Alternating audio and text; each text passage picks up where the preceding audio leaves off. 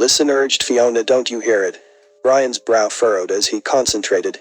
Sorry, no, I don't hear anything. Disharmony reigned rare in Brian and Fiona Berryman's year-old marriage whenever they disagreed. It always seemed to be about the damned phonograph. Apart from that, they were the perfect couple, insanely in love, lapping up every minute of each other's company, filling the gnawing emptiness when they had to be apart by keeping busy, and video calling whenever they could. The phonograph had been an impulse buy on the second day of their honeymoon, touring Devon. They'd found a charming antique shop next to a cream tea cafe in a quiet village. They had looked at each other with no need for words, and walked straight in. It had been like Aladdin's cave. The shop had gone back and back, all kinds of charming pieces lining wall shelves or displayed on tables.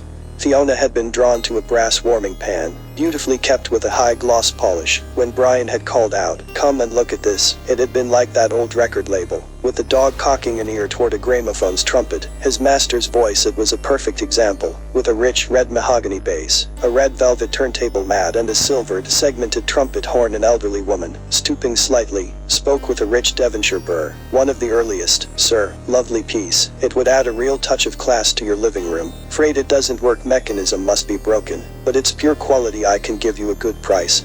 Fiona had looked disbelievingly at her new husband, and then at the new object of his desire. The trumpet was pointing directly toward her. She could see a wildly distorted reflection of herself, as though she were disappearing into a whirlpool, sucked down irresistibly toward terrifying depths. The middle of the funnel's aperture had been inky black, as though she was staring into a long tunnel with no light at the end. As she had gazed, she had thought she heard a sound, like the roar of the sea from a shell held to the ear. No, not the sea. It was like a voice, distant and sibilant, just too quiet to make out the words. "Brian, it gives me the creeps," she had said. "Come on, let's get out of here." Brian had been in no mood for budging. "Sweetheart, it'll look just right in the house. I've always wanted one, pretty please." And so, he got his way. The old woman had nodded, smiling, as they'd maneuvered the phonograph into the hatchback, well padded with bubble wrap back in.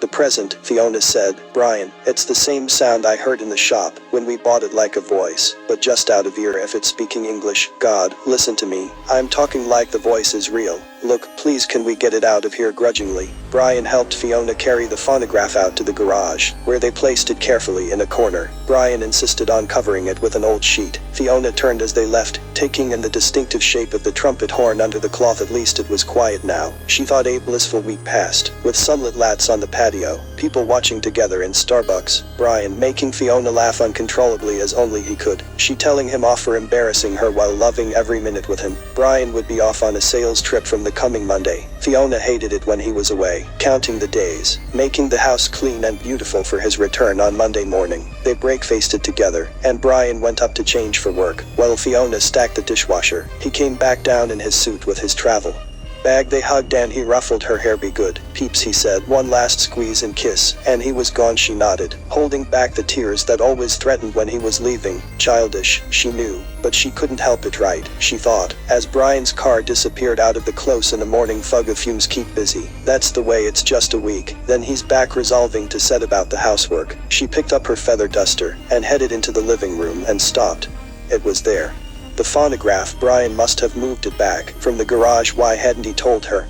He knew she didn't like it. Still had that same look about it, with a blue-black void at the center of the funnel, like staring into a bottomless pit. She stepped back into the hallway and closed the living room door, rather hard. Fiona avoided the living room for the rest of the morning. She cleaned the bedrooms and bathrooms, dusting and hoovering, then wiping the bathroom furniture. She gave the kitchen its best clean since they'd moved in, getting underneath the juicer, toaster, microwave and espresso machine, removing all the crumbs and greasy marks. But the living room stayed uncleaned. When Wendy from next door popped in at 11, they made coffee in the kitchen, then sat out in the garden to drink it and compare their woes and dreams. In the afternoon, Fiona nipped into town, avoiding Starbucks, because it would make her miss Brian. She picked up a few things, grabbed a sandwich, and was back by mid-afternoon time. To brave the living room, she decided. She was being silly, frightened of some old gramophone. Honestly, duster in hand, in she went, and was soon about her business. She dusted the phonograph first, no problems, no sounds, then she hoovered the carpet and polished the sideboard and shelves. Everything was okay. That evening, she didn't feel very hungry, so she just made herself a mug of instant movie, dubbed and subtitled, about a haunted house full of ghostly voices. The movie didn't do much for her, and she turned it off after half an hour. That was when she heard the phonograph again. How had she let it get behind her? She'd been fully focused on the film, forgetting the thing on the sideboard. In the quiet after the TV, it seemed more noticeable than ever. A low, hoarse whisper, possibly more than one voice, intoning just below an intelligible level. She swung around to face it, and the voice as stopped the trumpet still looked for all the world like a tunnel straight to hell. Fiona finished her wine in the kitchen, and retired for an early night the next morning. She knew what she needed to do. She found the dust sheet from the garage, then draped it over the phonograph on the sideboard. She grunted as she lifted the heavy bass. Hugging it to her, the trumpet swung slightly as she lifted the wooden frame, and she thought she heard a syllable of the distant, hated, sibilant voice. Before she told herself it was her imagination taking care not to put her back out, Fiona placed the thing in the same corner of the garage, and left it there, closing the door. The morning wore on. She tried her best to stop thinking about the phonograph, but the more Fiona endeavored to push it out of her thoughts, the more stubbornly it remained, squatting malignantly, the outline of its trumpet under the dust sheet in the garage of her mind. The voice seemed to be there too. She couldn't be certain she wasn't daydreaming it, but if it was a hallucination, it was a most persistent one. Fiona's mind kept returning to the day they had bought the phonograph. She remembered the place clearly. Clovelly, it was named, a picturesque North Devon village with a cobbled main street, and the most gorgeous sea views. She found herself looking it up on Google Maps. What had the shop been called? Some strange name. She searched for antique shops in Clovelly and soon found it as Soderelica. The landline number was listed. She dialed, and it rang and rang. No answer. Strange. You'd expect a shop in a tourist village to be open mid-morning on a weekday in August. Fiona dialed again. Same, no response back to Google Maps. 4 hours, 27 minutes, with typical traffic. It would be a long drive in her little car, but she had to know about the phonograph. What was its provenance? Where had the shop lady got it from? Fiona pushed the thought away. It was a stupid idea, driving all that distance to ask a question she probably wouldn't get a helpful answer to. And what about the cost in petrol? Brian would hit the roof.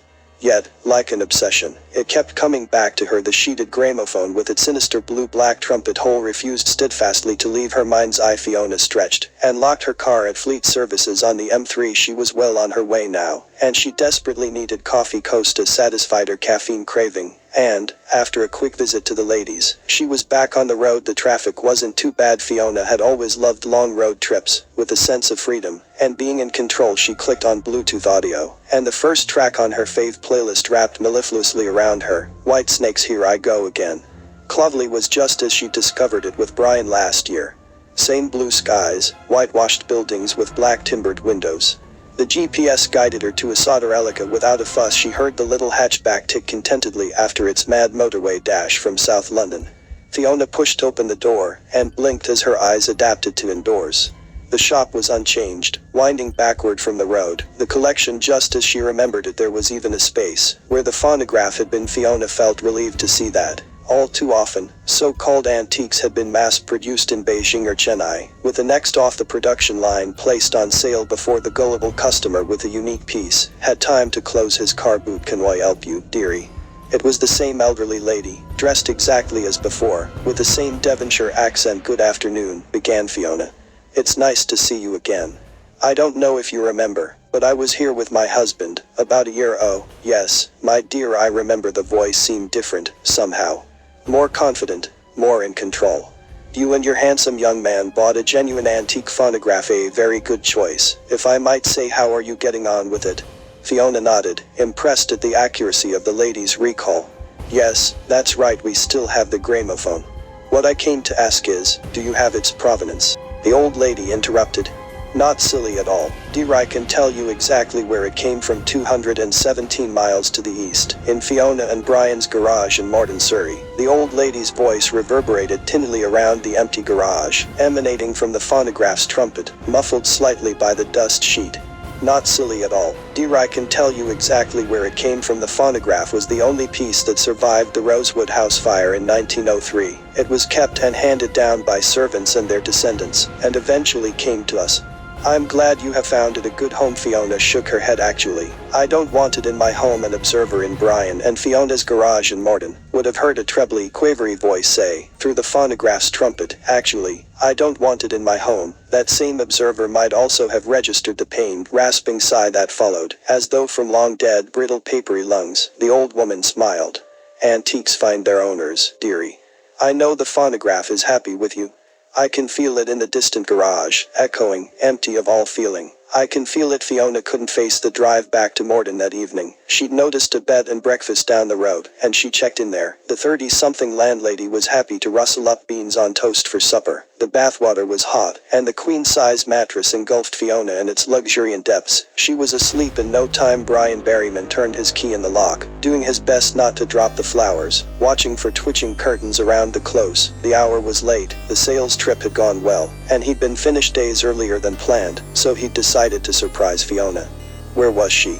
Was there something she hadn't told him? Brian knew she'd expected him to be away a full week. What was she up to? He snapped on the hallway light. Fiona? No answer. There was definitely no one at home. Brian made straight for the kitchen, and cracked a beer flopping down in his favorite living room chair. He reached for the TV remote, and straight away noticed the space on the top of the sideboard. Where was the antique phonograph? Had she put it back in the garage? Brian pulled out his phone and called his wife's number. No answer. He guessed she was probably asleep somewhere with her phone on silent. A man with purpose. Brian strode into the garage and whipped the dust sheet from the gramophone's horn. It was just as it had been. The polished red mahogany, the lustrous metallic funnel. He bent and took it in his arms, then bore it proudly back, setting it in pride of place on the sideboard. Satisfied, he went to bed. An hour or two later, a soft, sibilant, trebly and tinny voice spoke urgently into Brian and Fiona's home, from the dark bell of the phonograph. In their separate beds, Fiona and Brian Berryman slept obliviously on. Fiona sailed along the M3, not planning to stop. The breakfast had been everything she'd expected from a Devon B&B, and she needed nothing more. She'd seen the missed call from Brian, but knew better than to phone back too early in the morning, if he didn't have to get up for work. Cruising in the middle lane, she speed-dialed Brian. It rang out. Ah well, he was probably sleeping off a hangover. They should prepare you for this when you get married, Fiona thought, as she sat, numb, crouched on the curb opposite the smoking ruin of her home, wherein lay the still smoking body of her husband. The policewoman who tried and failed to console her stood ineffectually nearby. They had confirmed it was Brian whose body they had found in the house, and they were going to bring him out as soon as it was safe. Much later, after the funeral, Fiona was to learn from the insurance assessor that just on him had escaped the conflagration, an antique gramophone with a highly polished trumpet.